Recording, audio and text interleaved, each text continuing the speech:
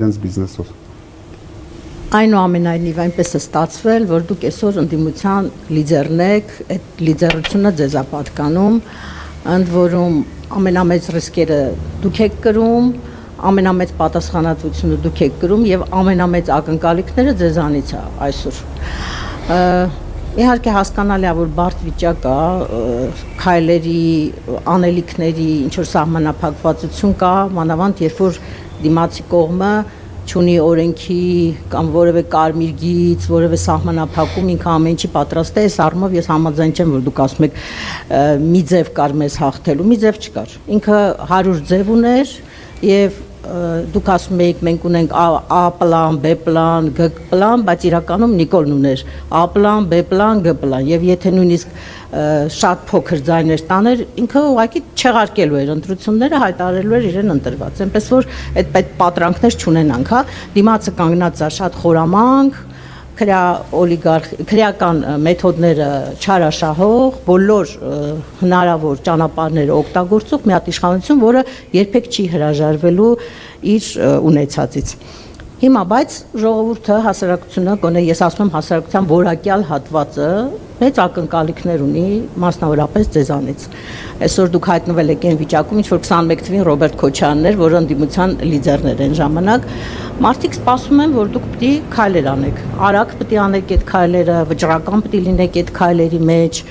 պիտի մոբիլիզացնեք բոլոր հնարավոր ուժերը, անսպասելի բաներ պիտի մտածեք եւ ի վերջո պիտի արդարացնեք հասարակության սպասելիքները, որովհետեւ եթե մի քիչ էլ հապաղեք, մի քիչ էլ sense դանդաղ երկար մտածեք,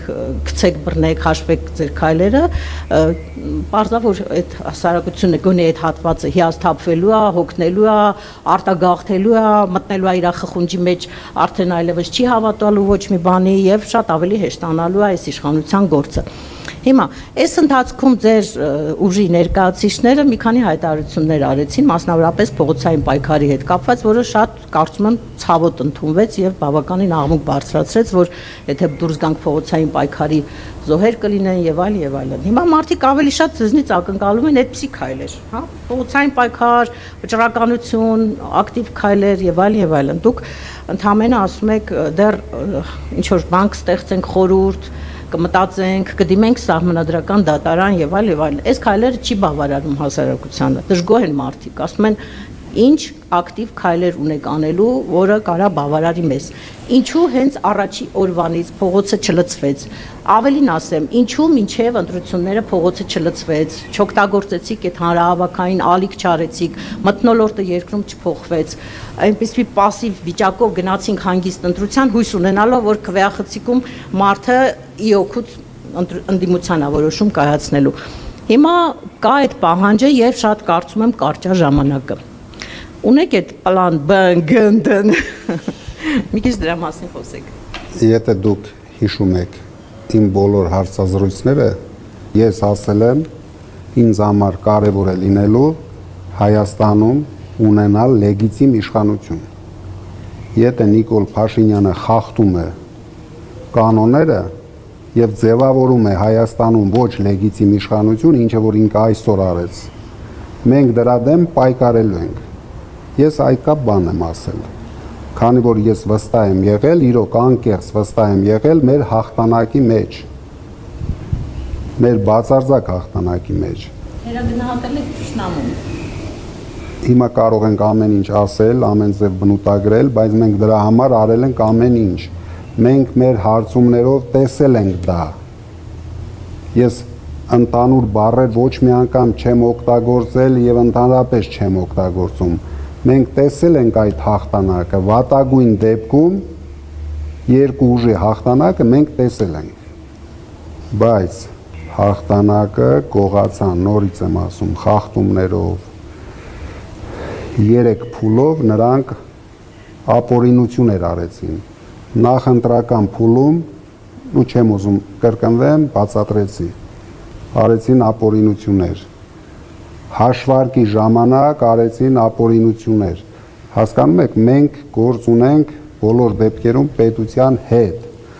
մենք ոչ մի բան չարած ապօրինություն, մեր թիմակիցները, նորից եմ ասում, կալանավայրերում են, հարյուրներով, Եթե մենք թույլ տային գոնե մեկ ապօրինություն, դուք վստահ եղեք, ոչ միայն մեր ուժը, բոլոր ընդդիմադիր ուժերը այսօր կգտնվեին ղեկավարների հետ միասին կալանավայրերում։ Ոչ մի բան չի կատարվել։ Մենք տեսել ենք Վրաստանում 3 ամիս 200,000 մարդ լցված փողոցները միջազգային բոլոր կառույցներու եվրոպական միության բացարձակ աջակցության ոչ մի բան չկարողացան փոխեին։ Եթե մենք հիմա սկսենք փոքր միջոցառենք, ամեն օր դուք տեսնում եք, խնդիր չունենք։ Մենք աջակիցներ ունենք բոլոր դեպքերում։ Դուք տեսաք 340,000, չնայած դրանք հաստատ ավելի շատ էին, բայց ինչը որ ցույց տվեցին 340,000 մեր աջակիցները ունենք։ Ունեն իրենց աջակիցները Հայաստան դաշինքը, Բարգավաճ Հայաստանը, վերջը հանեցին, չհանեցին կապ չունի, 60,000 մարդ ընտրել է Բարգավաճ Հայաստանի օգտին։ Այսինքն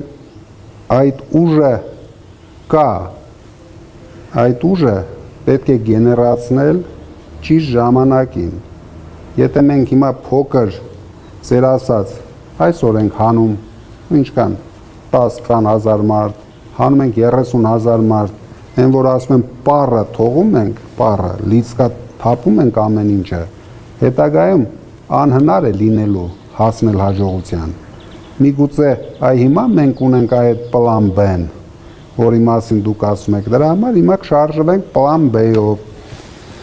կհամախմբենք ընդդիմությանը, ես ասեցի քայլերը, որ մենք անելու ենք իմ հայտարարության մեջ, բոլոր այդ քայլերը մենք անելու ենք, միգուցե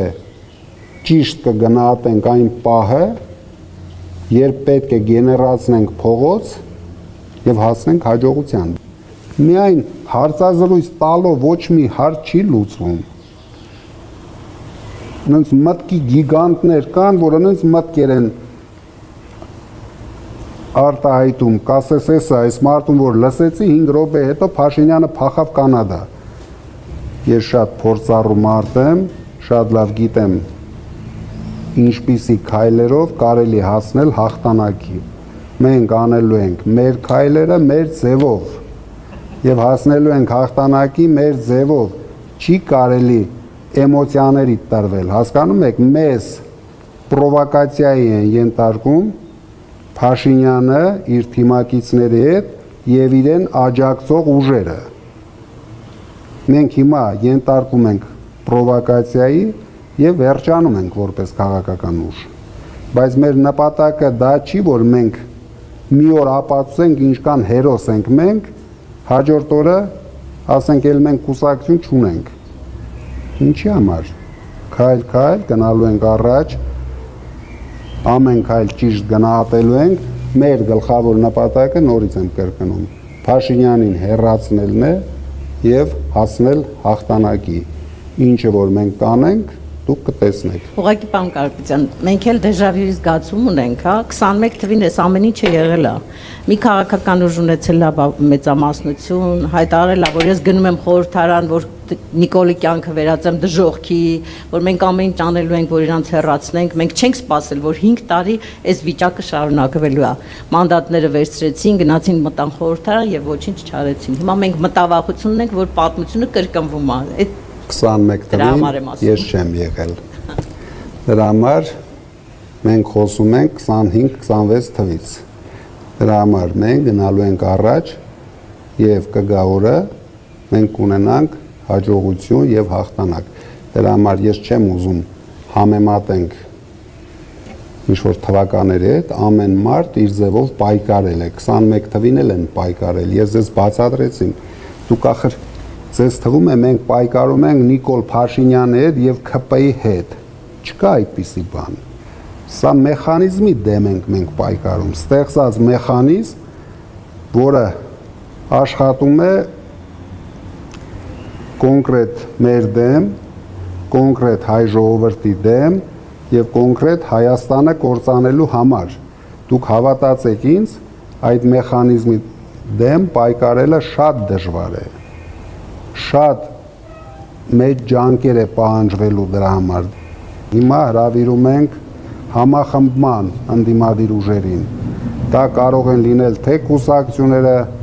թե այդ մտքի գիգանտները, թե բոլորը, ովքեր կգան ճիշտ խորհուրդ կտան, ուղիղ եթերում մեր ժողովրդին կապացուցեն, որ ճիշտ ճանապարհը սա է։ Հասկանում եք։ Դա իհարկե ամենահեշտը հիմա ասեն Քոչարյանը 21 տվին ասավ չարեց, 26 տվին Կարապետյան ասավ չարեց, բայց մենք անելու ենք ամեն ինչ, ինչ մեր հնարավորության սահմաններում է։ Մեր նպատակը օրինական ճանապարհով հասնենք իշխանափոխության։ Դրա համար ես ասում եմ, հրավիրելու ենք, աշխատելու ենք այդ ուղղությամբ։ Այս մարդուն հաջողվել է իր խապկանքներով բոլորին տրամադրել հայ ժողովրդի դեմ։ Հասկանում եք, սա է գլխավոր խնդիրը։ Դուք տեսնում եք, բոլորը աջակցում են Թուրանի գաղափարին, բոլորը աջակցում են Սյունիքը կիսելու գաղափարը։ Չկա մի ուժ, որ ասի, ես կանգնեցնելու եմ հայ ժողովրդի տապալումը։ Այս սրան մենք պետք է հասնենք։ Թող վաղը կանգնի մի ուժ, մի երկիր, ու ասի, որ ես թույլ չեմ տալու հայ ժողովրդի տապալումը, թույլ չեմ տալու առաջի քրիստոնեական երկրի ոչնչացումը։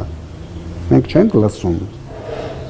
Դրա համար մենք գնում ենք մեր ճանապարհով, որ լսեն բոլորը մեզ, որ այս իշխանությունը վտանգավոր է հայ ժողովրդի համար։ Եվ նորից եմ ասում, մի անհանգստացեք,